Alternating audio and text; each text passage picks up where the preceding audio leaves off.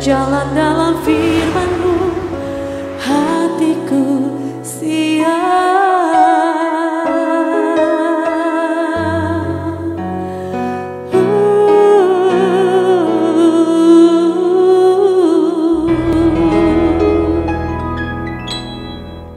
Salam, God lover yang dikasihi oleh Tuhan Yesus. Senang boleh kembali berjumpa dalam program Rest and God malam hari ini bersama Diaspora TV. Setelah melewati berbagai kesibukan sepanjang hari ini, mungkin ada situasi yang membuat jiwa Anda menjadi letih lesu dan berbeban berat. Jangan menyerah, sebab Tuhan mengundang kita semua untuk mengalami kelegaan. Ini yang dikatakan Tuhan Yesus kepada kita.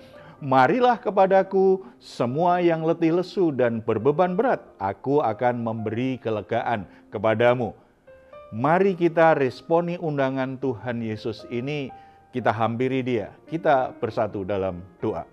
Bapa di surga, kami menghampiri tata kasih karunia-Mu, kami membawa semua beban berat hidup kami, keadaan kami yang letih lesu, apapun pergumulan yang sedang kami hadapi, kami sangat percaya di dalam Engkau ada pertolongan, ada jalan keluar yang terbaik. Tuhan akan memberi kami kelegaan, sukacita untuk melewati semuanya. Kami sangat percaya Engkau tidak hanya memberi kami kelegaan, tetapi pertolongan-Mu akan Tuhan berikan kepada kami. Saat ini kami siap untuk merenungkan firman-Mu, nyatakan isi hati-Mu kepada kami semua Bapa. Dalam nama Tuhan Yesus Kristus. Amin.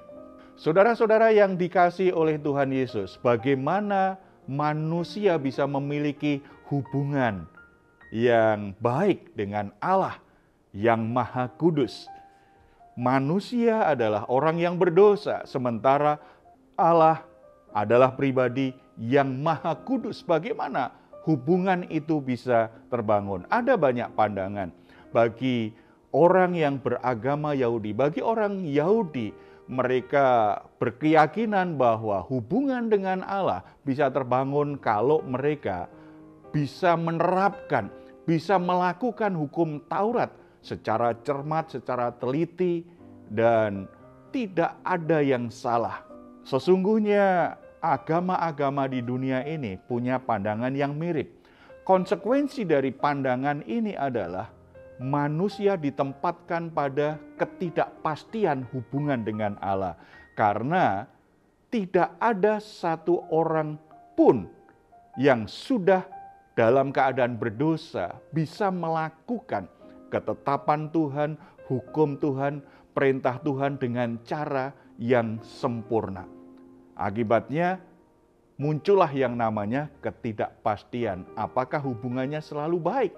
Sebab manusia sangat tidak sempurna, sementara Allah Maha sempurna. Saudara-saudara yang dikasihi oleh Tuhan, kalau kita bicara hukum Taurat, sesungguhnya hukum Taurat memiliki dua makna yang sangat penting.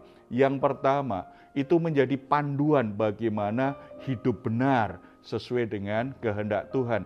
Yang kedua, menjadi cermin yang memperlihatkan kepada kita sebagai manusia ketidakmampuan kita untuk hidup benar.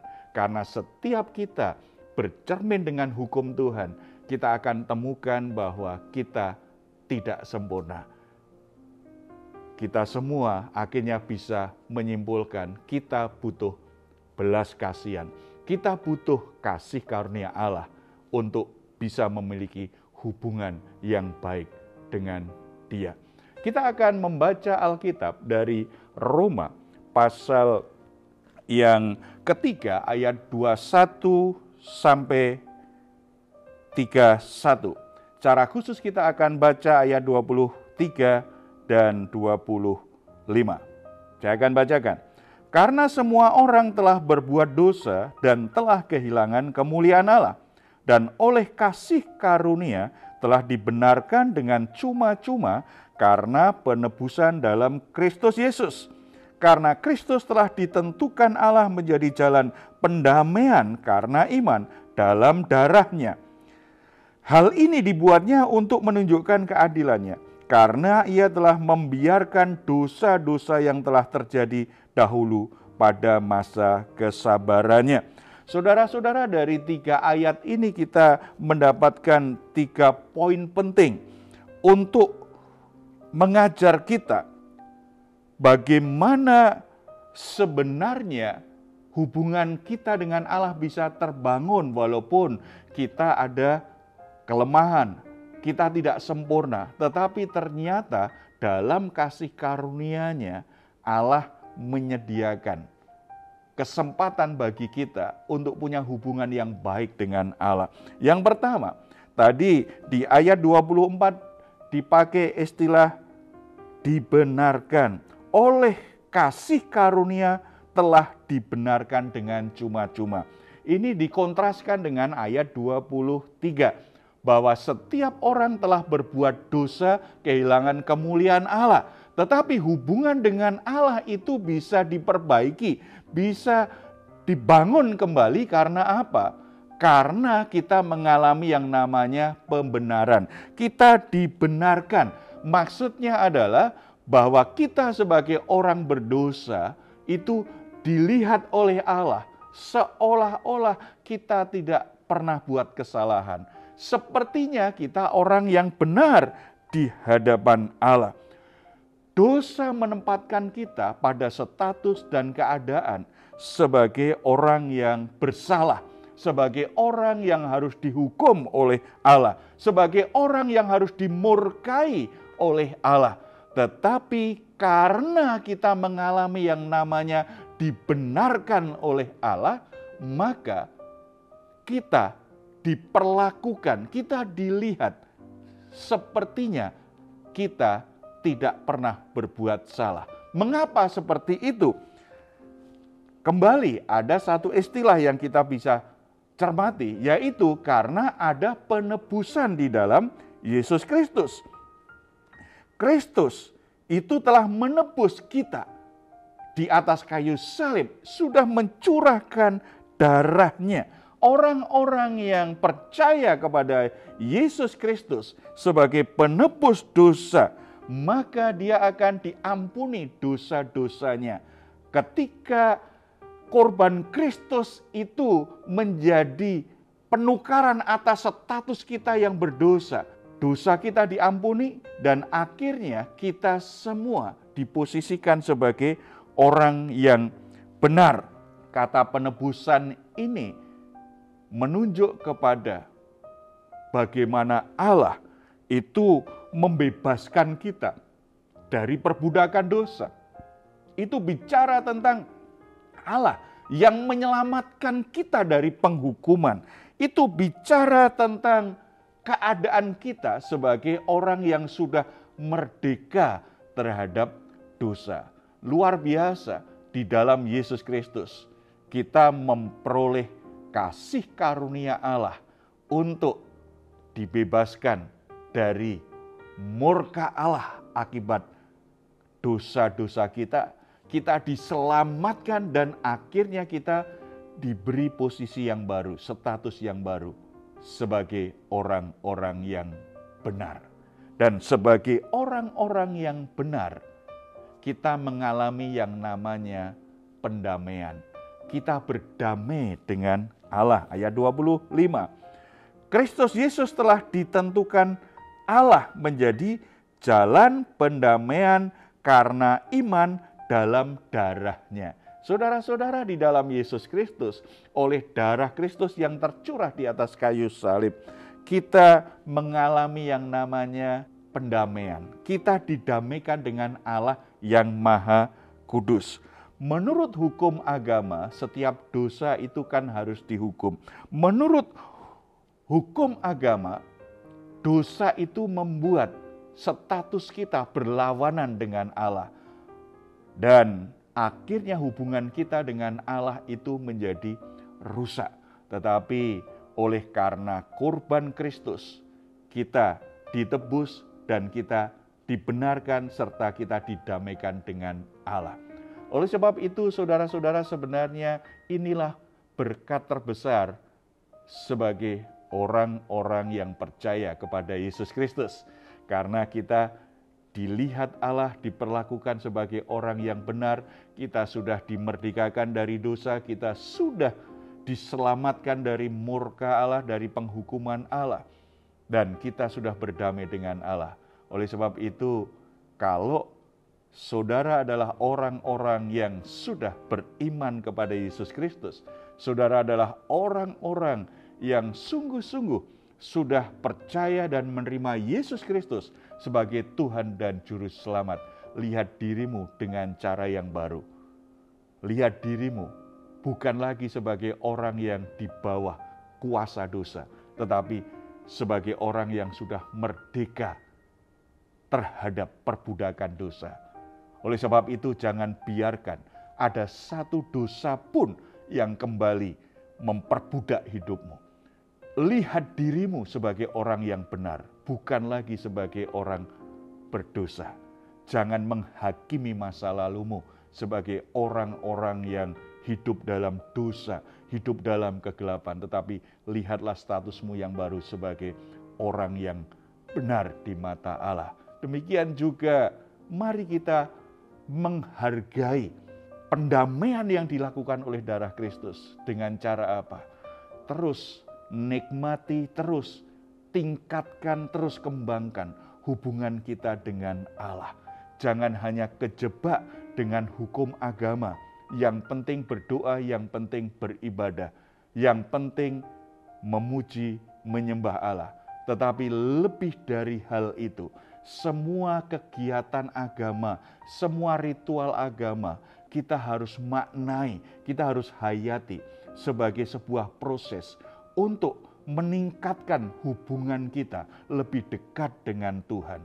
Membuat hubungan kita dengan Allah lebih berkualitas. Kalau ada hal-hal yang mengganggu, baik itu dosa, baik karena kita tidak fokus dengan ibadah kita, dengan doa kita, mari kita dengan bijaksana coba mengatasinya. Jangan ada satu hal pun yang mengganggu hubungan kita dengan Allah yang Maha Kudus. Karena untuk itulah Yesus Kristus sudah mati di atas kayu salib bagi kita.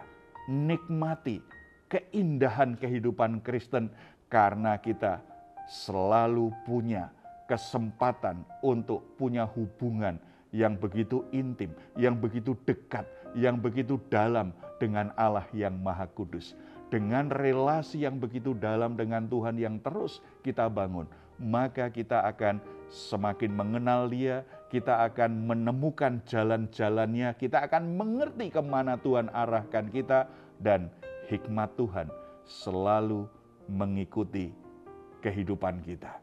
Ketika kita diperhadapkan pilihan-pilihan yang sulit, ketika kita harus membuat keputusan yang sulit, ketika hubungan kita dengan Allah itu berjalan dengan baik, maka kita akan menemukan hikmat dan kebijaksanaan supaya keputusan yang kita buat, pilihan yang kita ambil bukan sesuatu yang salah, tetapi sesuatu yang benar sesuai dengan kehendak dan ketetapan Tuhan. Mari kita datang kepadanya. Saudara-saudara, bagaimana hubunganmu dengan Allah selama ini sejak saudara percaya kepada Yesus Kristus? Apakah saudara punya hubungan yang baik dengan Dia? Kalau hubunganmu saat ini sedang bermasalah, coba cek, adakah dosa yang saudara belum bereskan di hadapannya?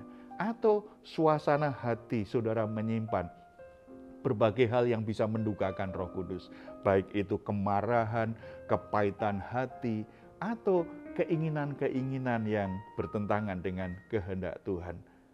Hubunganmu dengan Allah lebih penting daripada perasaan dan apa yang ada di hatimu. Lebih penting daripada kesenanganmu terhadap dosa-dosa selama ini. Sebab begitu hubunganmu kembali rusak, maka engkau kehilangan yang terbaik dalam hidup ini. Mari kita bersatu dalam doa. Bapa di surga, kami mengucap syukur karena di dalam Yesus Kristus, oleh pengorbanan Yesus Kristus di atas kayu salib, kami semua beroleh kasih karunia yang begitu agung. Kami semua sebagai orang-orang yang berdosa, orang-orang yang sudah kehilangan kemuliaan Allah, mengalami penebusan. Kami dibebaskan dari murka Allah, kami diselamatkan dari penghukuman, dan kami menjadi orang yang bebas dari perbudakan dosa. Status kami baru sebagai orang benar, sebagai orang-orang yang dikasihi oleh Allah.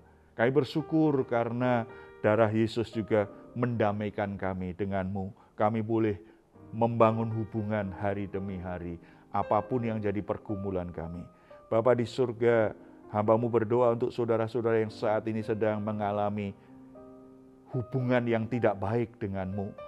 Karena ada dosa yang masih mengikat mereka, masih mereka lakukan. Kiranya Roh Kudus menolong mereka agar mereka bisa melepaskan diri dan berhenti berbuat dosa supaya hubungannya kembali pulih. Kalau ada di antara saudara-saudara yang saat ini juga sulit untuk menikmati hubungan yang begitu dalam denganmu, karena di hatinya ada pahit hati, ada kemarahan, ada hal-hal yang bertentangan dengan kehendak-Mu. Bapa, jamah hati mereka, supaya mereka boleh kembali memiliki hubungan yang begitu indah dengan-Mu. Tolong mereka, supaya mereka bisa melepaskan pengampunan kepada orang-orang yang sudah membuat mereka terluka. Bapa, kiranya Engkau menolong setiap anak-anak-Mu untuk terus bisa menikmati hubungan yang baru di dalam Yesus Kristus ini. Dan kami percaya masalah apapun yang sedang dihadapi anak-anak-Mu, pergumulan apapun, mereka akan menemukan jalan keluar.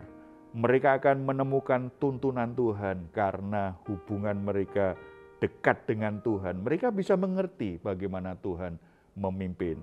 Mereka bisa tajam mendengar suara Tuhan untuk setiap perkara yang mereka atasi. Bahkan ketika harus memilih atau memutuskan sesuatu, itu pilihan yang tepat, pilihan yang benar. Karena mereka dekat denganmu, mereka mengerti maksud hati Tuhan. Terima kasih Bapa. Tuhan berkati saudara-saudara yang sedang mengalami kebingungan di dalam membuat keputusan dan pilihan.